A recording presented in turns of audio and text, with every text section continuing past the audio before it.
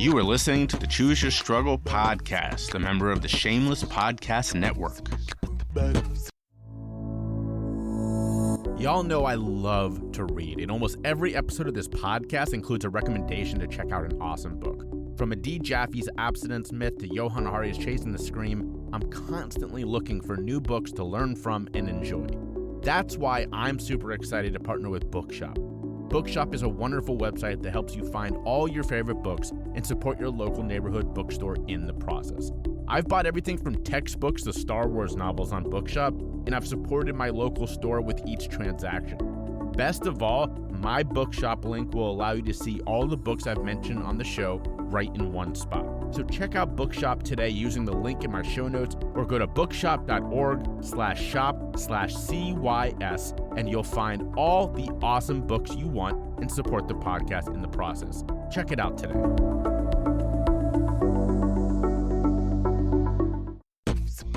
Today on the Choose Your Struggle podcast, it's the indescribable Amy Minhan Corey, but first, Kid Mental. Roads? Where we're going, we don't need roads.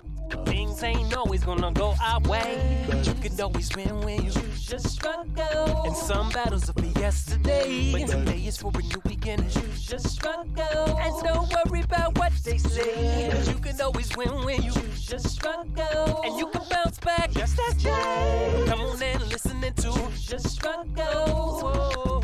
Choose your struggles. Choose your struggle. Choose your struggle. Hello and welcome to the Choose Your Struggle podcast. It's great to be back with all of you. It really is. I haven't recorded in a couple weeks because I was traveling, and I pre-recorded the last couple episodes. And it's good to be back here recording this and talking directly to all of you. A couple of big things this week. A lot to get through in this intro before we get on to the incredible Amy Minhan Corey. This is a fun episode. You guys are going to like this a lot. But before we get to that, number one, as I've mentioned a couple of times, my wife and I are moving to Philadelphia, Pennsylvania here in about 3 weeks. We have a lease signed and all that good stuff down in the Point Breeze neighborhood of South Philly. So if any of you are listening in the Philadelphia area and you're like, oh my God, I would love to chat with him or whatever, please reach out. We need all the recs. We need all the, check out this spot, that spot, where we can get some wood ice, all that kind of great stuff. So, definitely reach out. I would love to hear from you. Also, speaking of what I love, I got a fantastic review that I wanted to share. I meant to do this last week, but obviously I was traveling. So it was a 5-star review on Apple from someone who calls himself SK-WAD. Thank you, Squaw. The review said, "Thank you for making my day. I love listening." That's wonderful. Thank you. I love getting those. Those are my favorite. So thank you very much for doing that. A couple other things before we get into the show. This is something that they're recommending all podcasters tell their audience. Apple is changing the word they use for podcasts from subscribe to follow. Now, most other places already do that, but there was this idea that people thought they had to pay money if you saw the word subscribe, and so they're changing to follow. So if you are someone who, for whatever reason, has been abstaining from following the podcast on Apple because it said subscribe, well, now you have your excuse. A couple other things. First off, next off, I don't know where I am in my checklist. This is cool. This is really cool. I, after over a year, have said goodbye to Mountain Made. Still love Mountain Made. In fact, as I told them when I was telling them that I'm moving on, I'm going to still buy their products. But I didn't feel right having more than one CBD podcast sponsor. As you know, last season I had 2. I dropped Boston Hempire because I just wanted to focus on Mountain Made. And now I'm switching to the amazing Roadrunner. You all heard Kyle Blanks talk about Roadrunner a couple weeks ago when he was on. I love their products. You'll hear the ad later in this show. And it was an easy switch. Kyle and I are working on some really cool stuff. Stay tuned for that. But in the meantime, I am taking on Roadrunner as a partner for this show and for some other stuff that I'm doing as well. So a couple things about that. Number one, if you want to check out Roadrunner's products, go to my personal site, which is roadrunnercbd.com, and that's spelled Roadrunner, ROADRUNNER, CBD.com/ref, REF, /CYS, roadrunnercbd.com/ref/CYS. You can buy any of their amazing products and use the code CYS at checkout for 10% off. And that'll obviously help the podcast in the process. That's in the show notes. That's on my podcast website. If you've ever been to my campsite bio link, which has all my stuff, listed, it's now there. Definitely check them out. You have an added reason to. This is pretty cool. Last season I did a couple of giveaways for people who filled out the survey and left reviews and all that kind of stuff. And I'm going to do that again later this season. But right now, I'm doing my first giveaway of the season, and it's going to be a Roadrunner product. Any product of your choice. You can get their tincture, their muscle gel, their rub, whatever you want from me. Here's what you have to do, all right? You have to follow me on all social media, okay? I'm trying to build up my social media because you hear this show once a week or twice a week if you listen on Mondays, but I do a lot of stuff, between then. And so I'm trying to build up the social media so people can understand what I'm up to and stay tuned with me. And I get a lot of great people reaching out that way. So these are all in the show notes on my campsite bio. Again, if you haven't seen that, go to the show notes and you'll see a link that says campsite in it that has all of my links inside of it. Or go to my website, jayschiffman.com, and it's all there. But here they are. There's 6 of them, okay? LinkedIn, okay? Just search for Jay Schiffman, JAYSHIFMAN on LinkedIn. On Facebook, go to the Choose Your Struggle page. There is a new Facebook group on Choose Your Struggle, for Choose Your Struggle, and it's growing quickly. In a week, there's 55 people. It's for people to chat about these topics, for me to talk to people. It's wonderful. We're having a great time in there. You can check that out. That's not part of the giveaway, although I would love for you to join.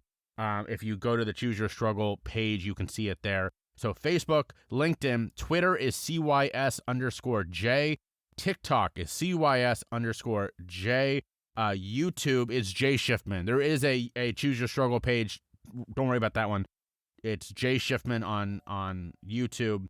And Instagram is the most important. That's where I do most of my work. That's not true. LinkedIn's where I do most of my work. But I really want people to follow on Instagram. And it's both Choose Your Struggle and Jay Schiffman. So if you search for them, you can find them. So here's how this is going to work. Follow me on those 6. If you don't have one, I know a lot of people don't have TikTok. People don't have LinkedIn. That's fine. You have to message me on one of those 6. Not TikTok. One of those 5. One of the other ones other than TikTok. And tell me that you're following me on all of those social media sites. And if you don't have one, tell me that there. That's all you got to do. Then you'll be entered into this drawing. I'll do it in the spring, so in the next couple of months, give people time to do this. Once again, 6 social media sites: LinkedIn, Facebook, Twitter, Instagram, LinkedIn, Twitter, Facebook, Instagram, TikTok, YouTube. Those are the 6. Follow me on all 6 of them. Message me on one of them. Facebook's the easiest, or Instagram, LinkedIn, one of those. Let me know you're following me, and if you do or do not have or don't have one of those other sites. That's it, and you'll be entered into a drawing. The winner will get to tell me which of the products they want, and I will send it to them. That easy. So thank you to Roadrunner for sponsoring or partnering with me on that project and helping me grow my social media. All right, before we get into this last thing, I swear, for Amy. So this shouldn't need to be said, but I really appreciate that this is one of the things Amy and I talk about, and it happens to be this week when we're seeing just a rash of Asian discrimination and violence against the Asian community. I'm recording this on Wednesday when we had the terrible shooting yesterday in Atlanta, specifically targeting Asian women by a white radical nationalist. I mean, we can call him all the horrible things, right? He is a terrorist, all these horrible things. Amy and I talk about how stupid stereotypes are. And it's because, you'll hear in this, there is not a stereotype for Amy. And she loves challenging that. She talks about that in this interview, and that she likes a good challenge and how stupid these stereotypes are. So, there's not really a message there other than don't be terrible. Don't we're in such a difficult time. I think if you're listening to this show, you probably are not harboring a lot of hate in your heart. I'm going to assume that. But just with everything going on, let's just stop. Just stop. And stick up for people who don't have a voice, and it's going to take all of us. That's it. That's the last message I have going into the show. This was a long intro, lot to cover. That's okay. Great episode. Enjoy this amazing conversation with Amy Minhan Corey. If you listen to the podcast, and of course you do because you're hearing this right now, you know that I always ask my guests what their preferred method of self-care is. Well, here's my answer: a good cup of coffee. This year has truly made me appreciate the little things that make my life better, and a good cup of coffee goes a long way. That's why I switched to Four Sigmatic, and I haven't gone back. They use mushrooms in their beans, and it gives me a kick in the morning that I didn't know I needed before, and now I miss if I have anything other than Four Sigmatic. Once you give them a try, trust me, you're not going to want to go back. So go check out the link in my show notes or on my podcast website and use the code CHOOSEYOURSTRUGGLE, all one word, at checkout to get 10% off. Check out Four Sigmatic today.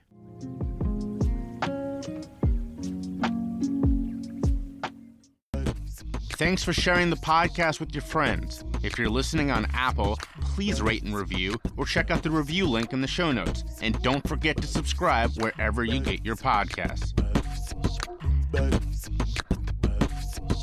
My name is Amy Minhan Corey. I was born in Da Nang, Vietnam, and I was adopted to the United States, where I grew up in Oregon and, grew up with going through a lot of things, self-harm, bullying, depression, attempted suicide, eating disorder. I pretty much say everything you've been through, I've been through as well. But because of it, I was able to turn the darkness into light. And after everything I've been through, every experience, every hard time, at 18, I moved to Nashville, Tennessee to continue within my passion within music, and started my music career at 18. I was very honored to sign to an artist development deal when I was 19, and to a guy named Kent Wells, who is Dolly Parton's producer. And from then on, I got to live the dream within music and realized that, my voice was so much more than 3 minutes, and the songwriting I was doing, and, turn that into public speaking and learn from my hardships in my past and the hardships within the industry, and continue just growing and learning and transforming, and always accepting that there's always room to get better. And so it went from singing, songwriting, writing, public speaking, TV, ambassadorships. And so now I kind of do everything, and it's an honor, but it honestly wouldn't have started or be what it is, and with the mindset, with the passion, and with the drive and fire, if I didn't go through everything I went through in the hard times. And it truly is my passion to show that no matter what you've been through, I'm not telling you what to do. Everyone can decide and choose their own life, but I'm showing that it's possible to do anything you want. And I can't believe sometimes what I get to do, but anything is possible. And that's my true passion, in showing that through my career and in any way I can. And it's crazy. So let's walk through your story a little bit. So you said, how old were you when you came over to the U.S.? I was 6 months old. Wow. Okay. So you don't have any memory before you said it was Oregon, right? I have, my parents filmed a home video of my adoption story. And, I'm thankful that I have a lot of information and documents because of Vietnam. They are very, they have a lot of documentation. And so I'm lucky to have that.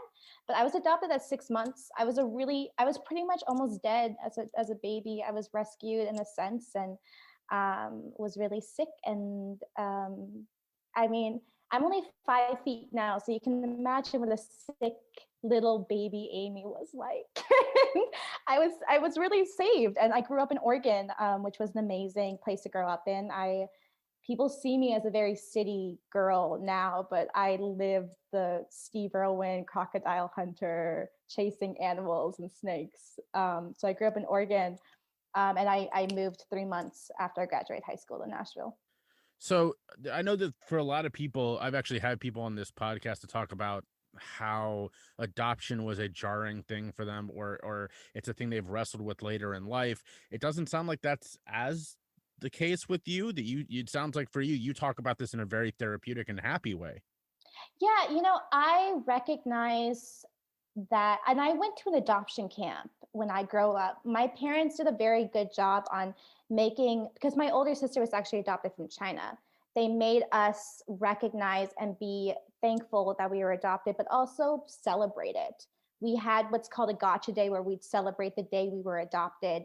And we always were trying to see it as like, it's a really, good thing, and that it takes a lot of love to do it in any aspect. And I recognize, I think most of all, because I actually am an ambassador to Holt International Adoption Agency, that every adoption story is different. I have a very different adoption story than my own sister, who is not as happy and loving in a sense.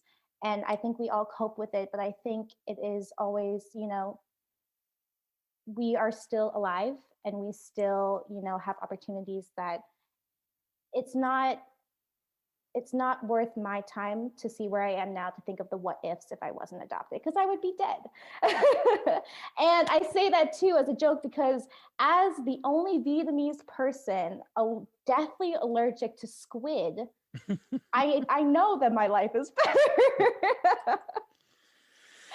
So you grew up in Oregon, which is beautiful area, and not really a place known for its diversity. And then you moved to Tennessee, also not really a place known for its diversity. And not only that, you sing music that is not associated with with Asian people, with anything really other than southern white people. And is that ever been a weird thing for you to be like? Have you been treated as an outsider in this industry, or do you sort of have a different view on that? I like a good challenge. That's fair. I would say that being an Asian woman singing country music is a challenge. It's so funny, because I took vocal lessons through the nightmare of everything I was going through with the self-harm. I was still, in a sense, really working towards my dream. And I got to take vocal lessons from a guy named Ken Orso, who was taught by a guy named Seth Riggs, who made Michael Jackson and Stevie Wonder. And so I got their same vocal training, and I did that for 10 years. And I also learned about songwriting in the industry, but I was writing country, and I was writing what he thought was very good country. And he was actually one who looked at me when we were deciding where I wanted to go. And he's like, "You're writing really good country music." And he looked at me and he's like, "Have you ever heard of an Asian country singer?" And I said, "No." And I was like 16. I remember directly, he pointed at me and he said, "Do you want to be the first?" And I was like, "Yeah, that'd be cool." And I think because of everything with the bullying, with, having all odds against me as a child, it really set me up to have the mindset that going into the country music industry was going to be really hard, and it was going to be really challenging, and it was going to be a lot of, discrimination and hate and judgment. And I think knowing that, it really pushed me to really stay focused, stay within the line. But I am really, really thankful that, much as there wasn't a lot of diversity in either, here in Nashville or in Oregon, I never saw myself really different. And I wasn't, in the end, I truly think, everyone is different. Everyone is the own selves. And who really wants to be like someone else? And so I really took everything and all the negativity, and I turned it into that power and that light. And I am thankful that, people actually, it's funny, and I try to see it as humorous. I genuinely like to know what people like, where people think I actually am from, because they really don't know, because I don't particularly look Asian in some senses. I have really light hair, and a lot of people think I'm from like the islands, like Hawaii and stuff like that, which Da Nang, Vietnam is in the middle on the tropics. But I accepted the challenge. And I think, you know, I live really by, expecting the worst and hoping for the best. And it really keeps me grounded and calm in any type of unkind situation. But it definitely has hard times. And I don't feel like I ever was truly accepted within the country music industry. But through that failure, through that understanding, it pushed me beyond it, which I'm thankful for, because I'm kind of like, look at me now. Well, before we talk about the speaking and the advocacy, which is all incredible, I do want to keep on the music for one more second. And kind of, Yeah. you just brought up a really great point. So if you look at your Spotify, the top two songs are very different. The Look at What You Did to Me is very much more than country, whereas Ghost Tour is, I was like, wow, this is like straight country music coming from this person that I wouldn't expect country to be from, right? So let's talk about that for a minute, because they're both very good songs. I really like Look at What You Did to Me, like, a lot. I put that on one of my playlists immediately. So like, let's talk more about the music for a minute. You know, you said you've gotten to work with some really incredible people. How is this a thing that you are like seeing yourself now as, I'm kind of beyond the music, or is that always going to be a central part of what you're doing? I give everything to my music career. I think it was the bones of so much, and I would always love to go back. I always do very much consider myself always in the music industry, and I am very much a storyteller. And so I feel like any way to shape with it, whether it's in a song, whether it's in anything, that was always the thing. I in a sense, played the game with Ghost Tour, and I loved Ghost Tour. I wrote it with some amazing people, and the production, it just sounded, it was what, if I was in a country song, it's what I wanted as a country song. And I was surprised by the radio play and the success of that song. And so then I wanted to continue with that, and honestly was willing to continue shaping my music the way that was. Look at What You Did to Me was a very fast, very impulsive decision because of the concept of the song. And I kind of compare it to like Taylor Swift's early country to like her Reputation album. It was just a mood. Look at What You Did to Me was really just a mood, and it was the only impulsive career move I've ever actually done. And because I very much prep and think things through and market and everything. Look at What You Did to Me was obviously out of emotion of a relationship, and it was the first song I actually got to co-produce. So I wanted to keep that acoustic sound, but in the end, it wasn't about the sound, it was about the lyrics. And I'm so, so thankful for that song, because when it was released, I got press within the country music industry, and I also got press in the pop world in Europe. And I got to have both for that song, and I'm so thankful that you like that song. And it's one of my favorite. It's actually that's one of Ghost Tour and that song are actually the ones I have on my Spotify too. I don't listen to anything else, but music, I feel like I never wanted to be placed. I was always, whatever it is to someone, is you hear a great song and you don't automatically be like, that's country, that's specifically within a genre. It's just a good song. It's relatable, and that's all I ever wanted, was to show people that I understood them in any aspect. So country, pop, whatever. But I love music. I'm so busy right now. Music's kind of been put on just a pause. And I think Look at What You Did to Me was about a relationship with someone within the music industry. And I think there's always, healings and things to do about that. And it really opened my mind on a lot more, that there is so much more as well than being tied into a 3-minute song. So I love music, and I give it and thank hats off to it always.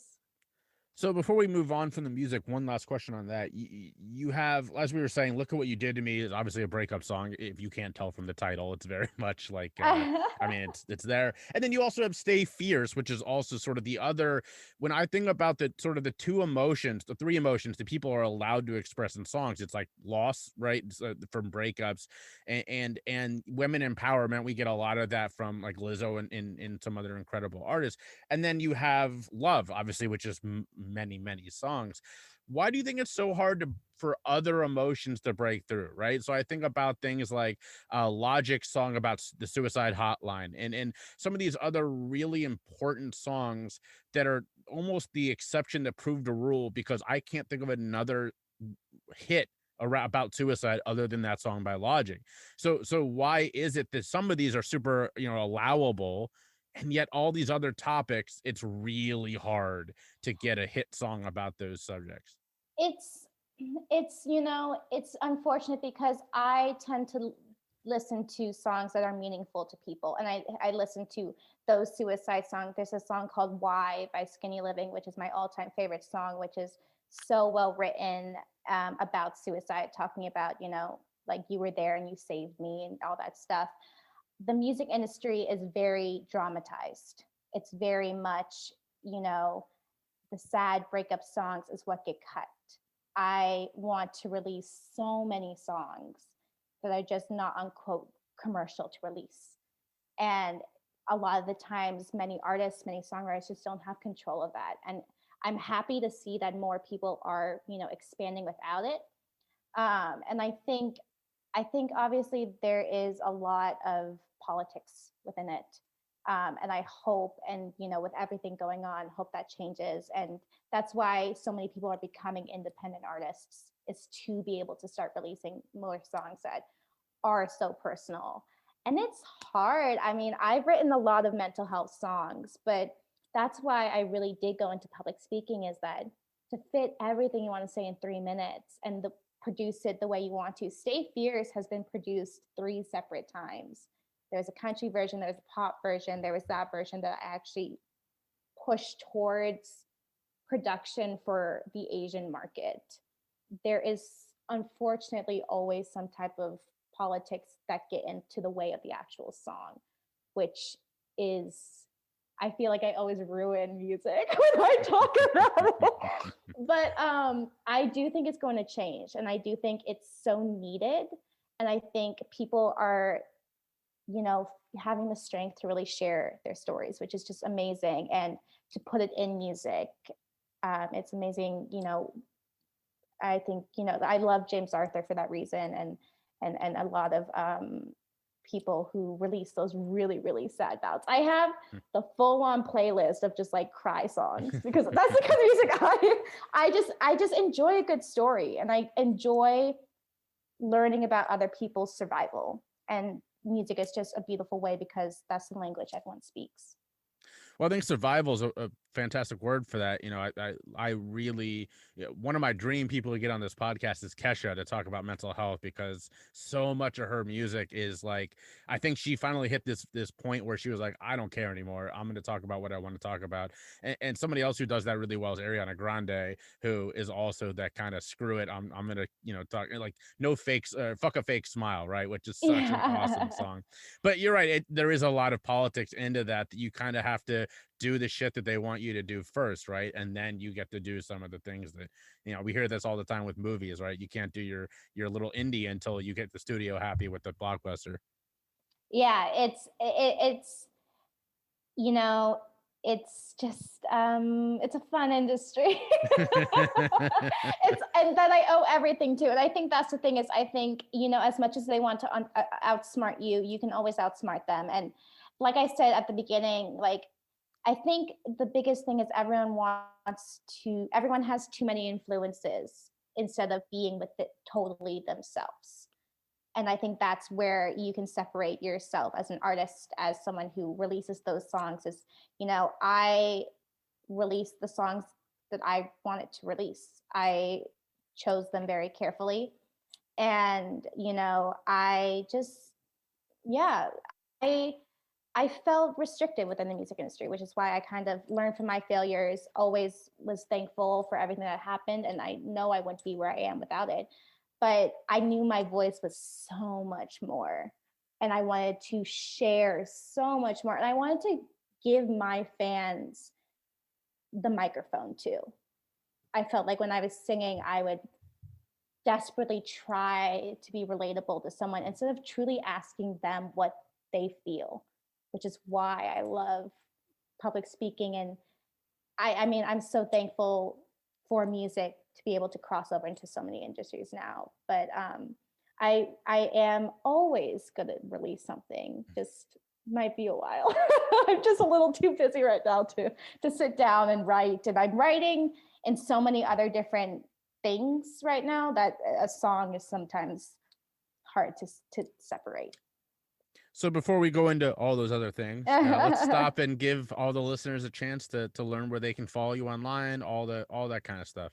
Yeah, one of the biggest blessings of my entire career was to get the domain Amy Corey.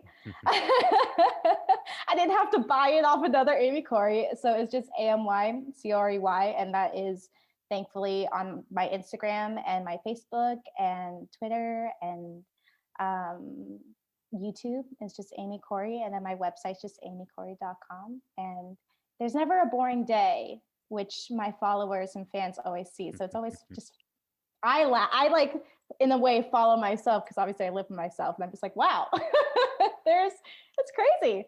So I love following, and I think one of the biggest things I push out there is that my DMs are actually always open to my fans. I am so thankful that they trust me to talk to me, and that's why I love social media. Is that my DMs are always open to talk about mental health, about anything. And so, yeah, it's just fun. But that's where you can find me. Nobody knows your mission better than you. But sometimes you need someone to help you move the ball downfield. Whether by telling your story a little bit better, creating a fundraising strategy, engaging stakeholders, or improving culture. That's where I come in. I'll bring a combined decade's worth of experience in nonprofits, consulting, and politics to help your organization reach the next level. I practice an internal growth model, which means I work with your team to make strategic improvements using your existing strengths. So if you're ready to take that next step, reach out. You can find me at my website, jayschiffman.com, and I can't wait to hear from you. Subscribe to my Patreon for behind-the-scenes looks at the podcast, sneak peeks, and bonus data. You'll also get a discount on Choose Your Struggle merch. Find it at patreon.com/chooseyourstruggle. And definitely check out her on Spotify as well. It's that too. Yeah, I forget. I'm going to give you that extra shout out there. Thank you. I forget that I was in music sometimes. Well, that's actually how you and I connected, right? Was LinkedIn. And we just started chatting, and yes, so to echo that, her DMs are definitely open. She immediately got back to me like, yo, let's chat, which was wonderful. So all right, so you are making music, and now all of a sudden you're like, help fill in that gap a little bit. How do you go from putting out songs like Ghost Tour to being like, I'm gonna do this mental health thing? So I've always, the crazy thing about my career is and it was really scary. I was in a way very successful before I ever put out music. I got endorsements from MAC Makeup, from ring companies, and I did a lot of press and I did a lot of interviews and TV before I ever released music. It was truly a weird situation, but it was because of mental health, because of the self-harm and everything that I went through. I was very open about it, and my publicist team put me out there. So I got a personality brand, which I was thankful for, and I was very thankful that they let me be 110% myself and didn't ever try to change me. And when they did, I moved on to another team. But I always wanted to do public speaking. I always just wanted to use my voice. And I started having the idea, and I kept pushing it to my management team, and they were always, just focused on the music side of it. So I took it within myself to prep and study, write my script, do the research, because public speaking is its own market. It is actually a lot harder than just going and talking. But I started doing it and I prepped for about a year and a half. And after, some failures within music, I wanted to make that switch. And I was thankful to have music, to have the credentials I had with Dr. Oz, Gary Vee, meeting them, and then obviously with Dolly. I was able to infuse the music within my script and be relatable, sing "Look at What You Did to Me" at the beginning, relating that, I'm a person who relates with high school and middle school kids who have been through breakup, because that's really what you get to do in high school and stuff like that. But then talk about mental health. And there was a passion, there was a fulfillment that I never felt with music. And after that first thing, and I was so thankful, because the first public speaking thing I ever got to do was at my old high school, which I almost didn't graduate from. Full circle. And it's a full circle. And it's crazy, because in my mental health public speaking, I do talk about how in high school, I ditched the public speaking events. But it wasn't because I was a bad student. It's because I felt so misunderstood by the public speakers that came to my school. And they just kept making it worse and worse and worse. And so I would ditch and I wouldn't go. But it wasn't because I was being rude or anything. It's just because it made me feel more isolated. Mm-hmm. And so that's really one of the reasons why I wanted to come back and be like, I truly understand you. And I truly know that when you hear like, get over it in 24 hours, it's unrealistic. It's on your own time. It's on your own healing schedule. I'm not telling you what to do, but I'm showing you that it's so possible, and that the life you can create from it is amazing. And it can be anything you want. And you have that mindset and that passion and that drive. And that's something I couldn't fully fit into 3 minutes in a song. And I was just thankful that I could infuse both sides of it. Well, I love that sort of highlighting that the really good public speakers are the ones like you who are trying to speak to those people who don't want to be there. I had a guy on this show last season named Dennis Gillen, who's a really fantastic suicide awareness speaker. And he talks about how this one time he was waiting to go into an event, and the person in front of him was like, man, I can't wait till the shit's over, like talking about his talk. And he was like, oh man, like that's the guy I want to reach, because the ones who don't want to come, they're the ones that need to hear this stuff, or be related to the most. So definitely love that. And I think really the biggest question that we're all asking is, how can we get Ring endorsements? That's I got the hookup. Yeah, we'll talk later. I would love to have a Ring endorsement, 100%. I'll wear 10 of them. I don't care. The most amazing thing about the rings too is that it was so branded to me. There were rings made out of keys. Wow. They're called JoJo's rings, and they're recycled keys. And I am a big petrol head, a big car person. And so they would send me like rings made out of keys. I still have so many of them. I got the hookup.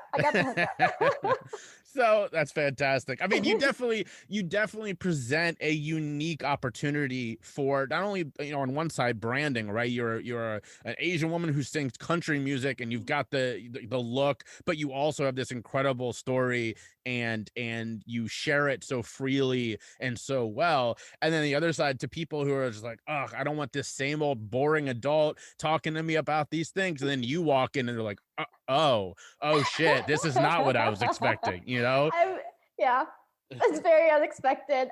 It's so funny too, because my people in the music industry would tell me that I'm too intimidating and I'm too serious, and I go, would you be working with me if I wasn't? But then when people actually get to know me, every single time someone's like, you're a lot funnier than I thought. Just like, I'm a coat of many colors. I have many different faces, but I have so much fun with public speaking. I think it's because of music. I played a lot of gigs to tables and chairs. I played a lot of gigs to that one person. And I saw mental health, or I saw public speaking as like, it's a forced crowd.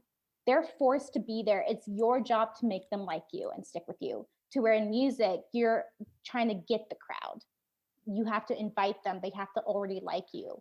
But I think one of the biggest things that my management really just like, they didn't hate, but they just knew how open I was and how I really didn't care. And I wanted to relate is I did a full on the spot question and answer. I played it as, if I get so many questions, I'll sing one last song. But that was the best part about it, that for them to trust me at the end to share their own mental health stuff and to have fun with it. And I had my press training, and anyone who meets me knows I just don't have a problem talking. So I'm just full on out there, and I just find it so fun. I think that's the thing. It's like, I know it's so cliche to say, but anything you do, the good, the bad, if you find some fun in it, if it's really what you love to do, you just really don't care about anything but the present and doing it. And that's what I loved about public speaking. And I am still pretty young. I've only, I'm going to be 24 this year, and I'm able to relate with those kids in that sense, and to show them how much you can get done in a very little time. If you're really passionate and work and cry and blood, sweat, and tears. And I don't have hours. That's, I think, one of the big, I'm a very intense worker. But I can show that it is possible to do, really whatever you want. And I think it's fun because, I relate to them a lot. And I'm very thankful how open, mental health is now in schools, knowing what it was like when I was in school. It is very different. But it's very, good to see, and the teachers are so in it, the principals are so in it, and I miss it. I know you probably miss it too. Like I miss public speaking so.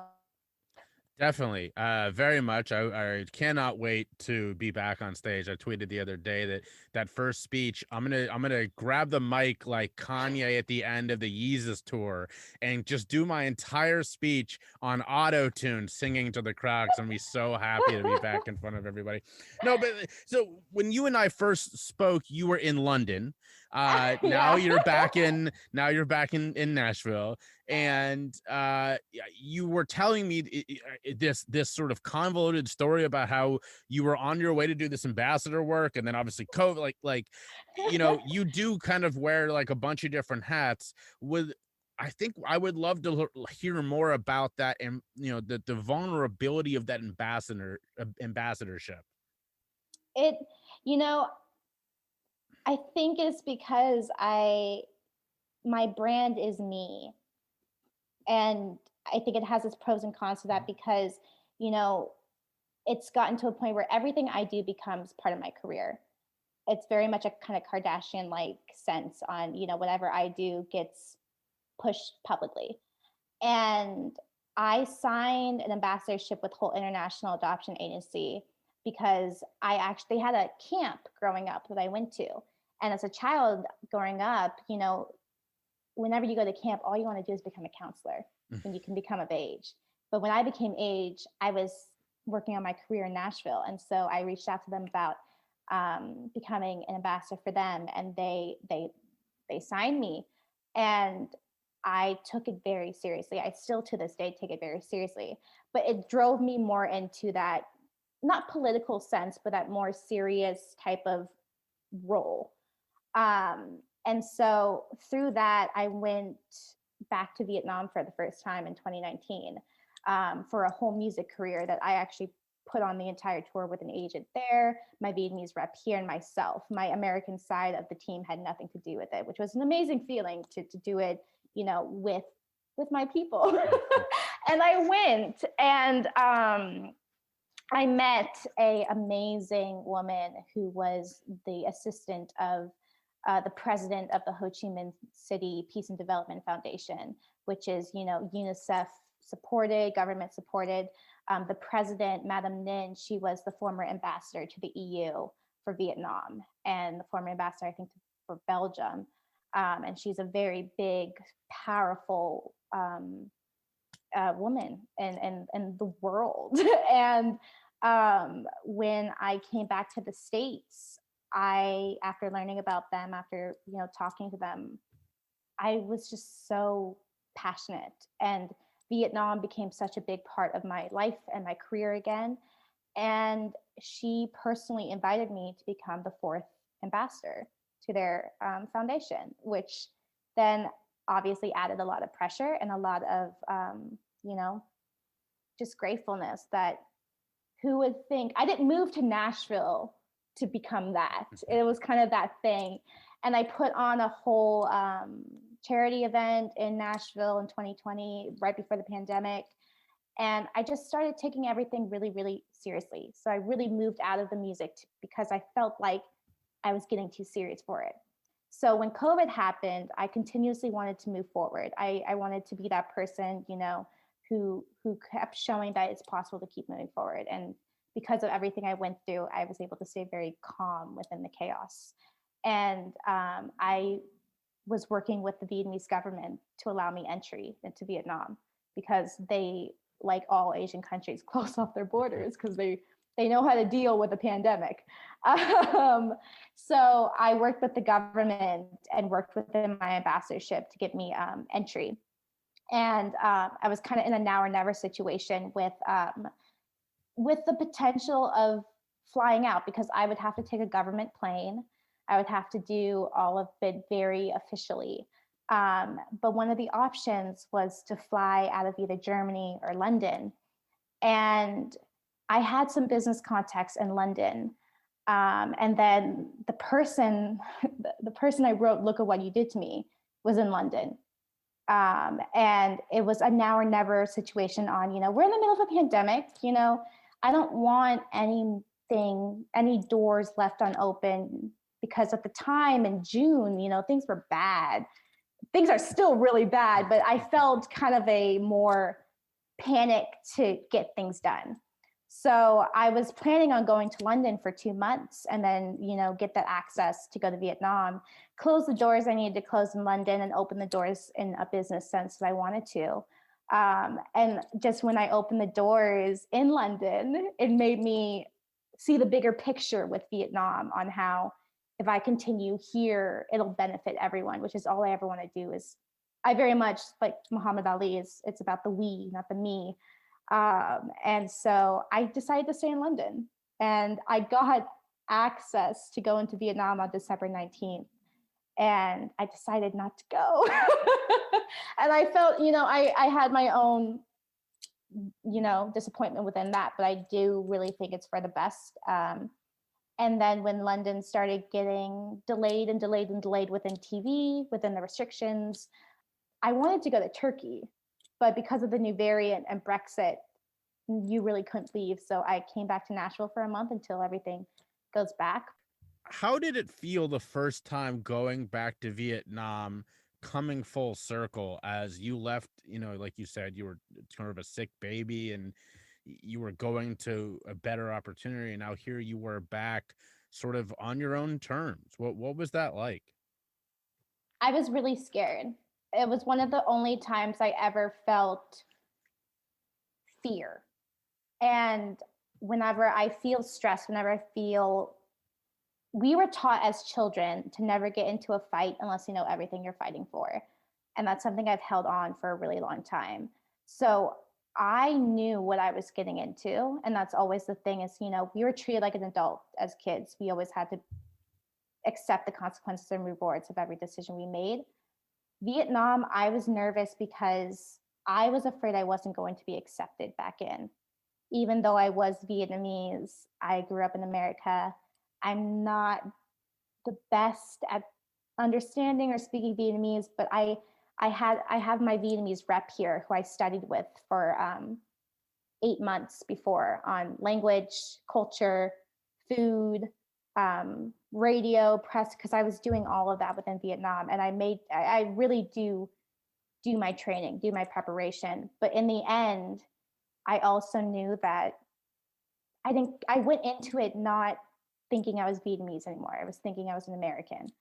And that was really hard because I was just scared that they weren't going to accept me within the market and they weren't going to accept me as a person or as Vietnamese. And that's why I desperately tried so hard. But the second I landed, my agent was waiting for me at the airport and I'm not one to, I feel like I was like, my home is like the stars and like everything. But when I landed in Vietnam, I was just like, I'm home. Like, and it was the first time in 22 years that I was back. And I didn't actually even go back to Da Nang. I was stuck in Ho Chi Minh City because of work, and I was born in Da Nang. But just being in Vietnam, being with my people, if I kept my mouth shut, no, everyone thought I was just Vietnamese. And that was an amazing thing. And it's the small things that really made everything so special. Like, they tried so hard, like immediately they would talk to me in Vietnamese. And I was just, for me, that meant a lot, because that was what I was afraid of, is they wouldn't recognize me. But it was very heartwarming, and it made my passion and drive so much stronger than it already was to, give back to my country, give back to my people because of my adoption, of what I've been able to do. And that's one of the biggest things with finding my birth mom, is making sure that I can show her, you gave me this chance, and she blessed me. I mean, my birth name, Minh Han, Minh means bright, and Han means good moral and good soul. And apparently in Vietnamese, what I was told when I was there is that it's a really rare name because it's 2 words. And you have to think about the 2 words to combine them into one. So their culture and everything was just beautiful to me. And I, learning about it made me be like, that's why I do this. That's why I do that. It's like, I'm really Vietnamese. It's in the blood. But it was amazing. And Vietnam is beautiful. The food is amazing. And so I love it. Can I assume that you are going back as when lockdown is over and you're able to again? Absolutely. I'm really hoping, things work out in the time frame that, I am praying and hoping for. But, not everything's on my schedule. But I will go back to London, and I 110% will go back to Vietnam. I've always wanted at the beginning of my career, my goal was to be able to move around those 3 places, to have my triangle. Well, beautiful. That was really beautifully put, and very touching the way you described that trip.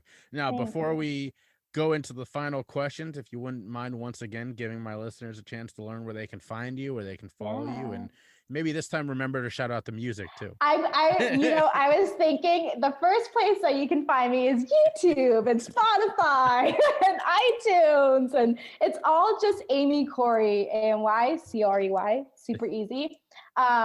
So yeah, Spotify, iTunes, I'm on all digital platforms, which has been amazing. Apparently I was on radio, but they don't tell you until it's like months later. And then Instagram, Facebook, Twitter, LinkedIn, all those fun platforms. And my website is just amycorey.com. Awesome. Well, I finish with the same 2 questions every time. Number 1 is, not just during COVID, but what does self-care look like for Amy Corey? It honestly, for me, is reflection. It's time to be alone and reflect who I am now and what I can improve and what I have learned. I've tried to find lessons in everything and, accept and not play the blame game on anyone but myself. It's a very intense mindset and something I don't expect from everyone to do, because I feel like I'm just that person that, I don't like carrying, I'm so busy, I have so much on my mind. I don't like carrying anything heavy, burden, negative. And so I'm always want to just face it. Whether it's a day of just crying and feeling, I'd rather have that day than have it for 10 years. And I think that is my self-care, is taking a day, taking time alone. I mean, I'm around on phones and stuff like that. And back in my career, I was around people 24/7. And I loved my alone time because I needed that time to get better and to think within myself and my spirit and my soul. So that's my self-care. Being a car person, I go racing on the back roads, and that's my other self-care, is truly just driving. Well, once again, a thing that is there's no stereotype for the Asian country star who goes racing on the weekends. That's not a thing. So it's I'm weird. I'm that's special. awesome though. And you know, you have made this your career, which is incredible. And you Thank still are, you. like you said, you're only 24. So a lot of bright things to come. One last point or one last question is we've now spent the last 45 minutes, you know, learning about why you're incredible. We should all go follow you, your music, your speaking, all that kind of stuff. But who are some people that you look up to, that you follow, that we should all go check out, whether it's a podcast, you know, who are you reading, what are you watching, all that kind of stuff. Shout out who we should go check out. I love that. Honestly, I am a very kind of spiritual being. I love listening to a lot of shamans. Shaman Durek is a very kind of fun shaman that I like to listen to. I love anyone with a good story. I love learning about just how people survive. I'm very into history for that reason. I think everyone just needs to continue listening to you. Thank you. It's amazing, you know, your story as well, and the platform that you give for me and so many others to continue sharing. And that's the thing, is that I'm truly one to just listen to anyone, those around me. I'm not one to really focus on one person. But I find it interesting to learn about other industries and learn about, you know, just how people's minds work within their own life.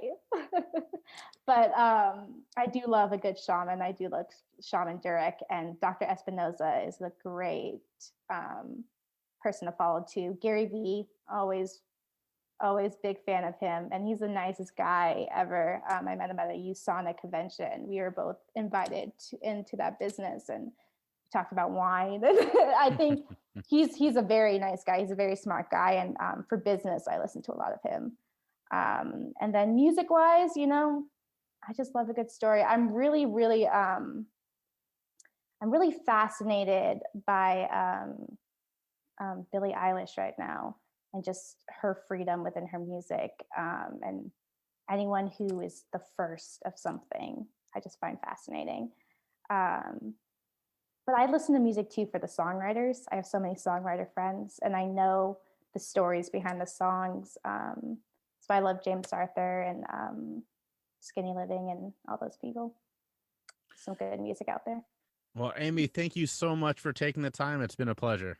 Thank you so much. I'm so honored that we got to catch up and meet, and for you to let me on your podcast. I am so excited to tell you about my new CBD sponsor, Roadrunner. Y'all know I loved my old CBD sponsor, and I switched for one main reason. This stuff works.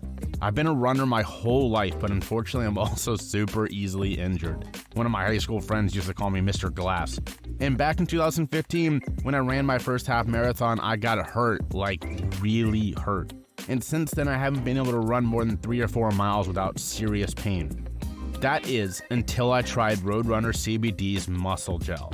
In a few short months, I'm regularly running 5.5 to 6 miles each outing, and I'm currently training for my next half marathon. I don't want to call it a miracle cure, but it's damn near close. So check it out at my personal Roadrunner link, which is roadrunnercbd.com/ref/CYS. Again, that's roadrunnercbd.com/ref/CYS, or at the link in my show notes or on my podcast website, and use the code CYS at checkout to get 10% off on all of their awesome products. Check it out today.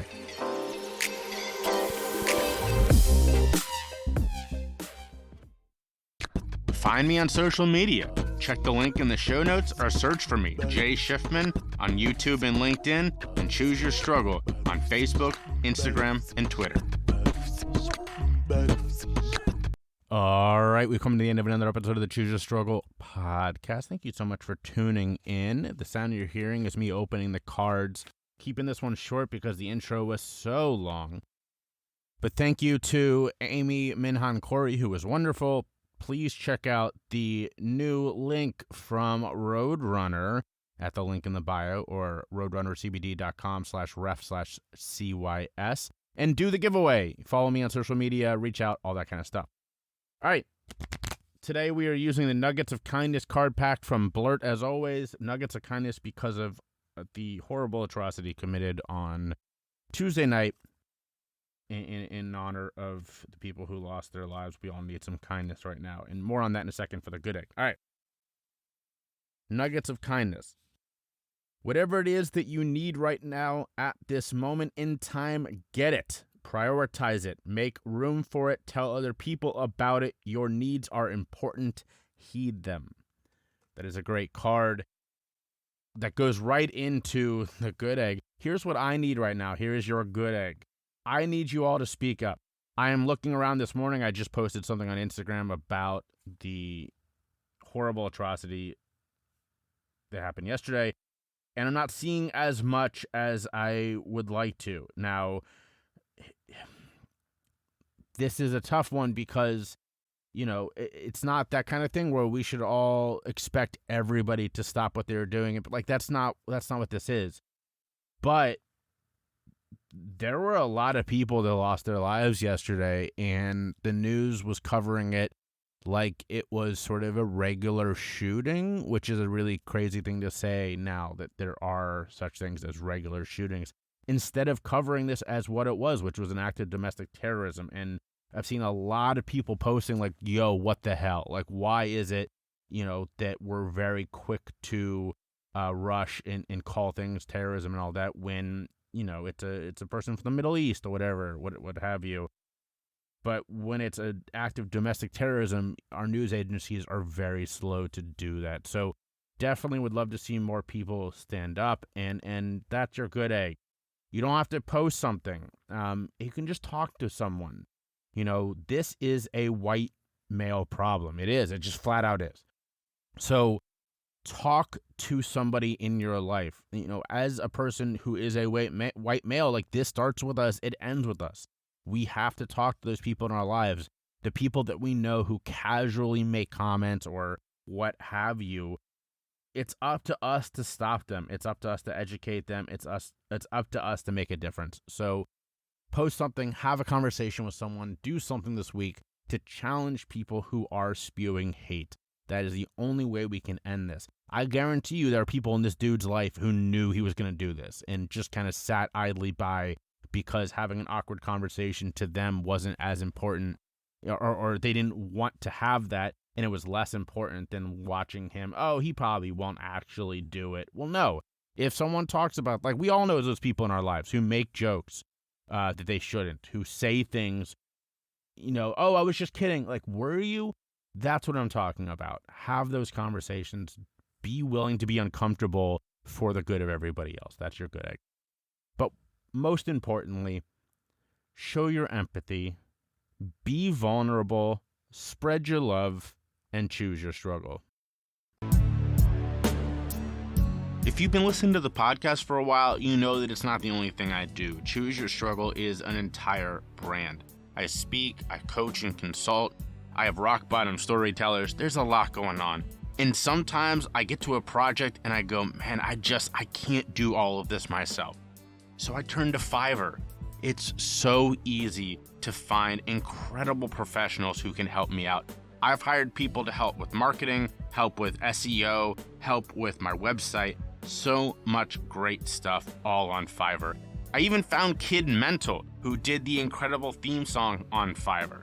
So if you have a project that you need some help on, go check out Fiverr. Use the link in the show notes or my podcast website, and you'll help the podcast in the process. Check them out today.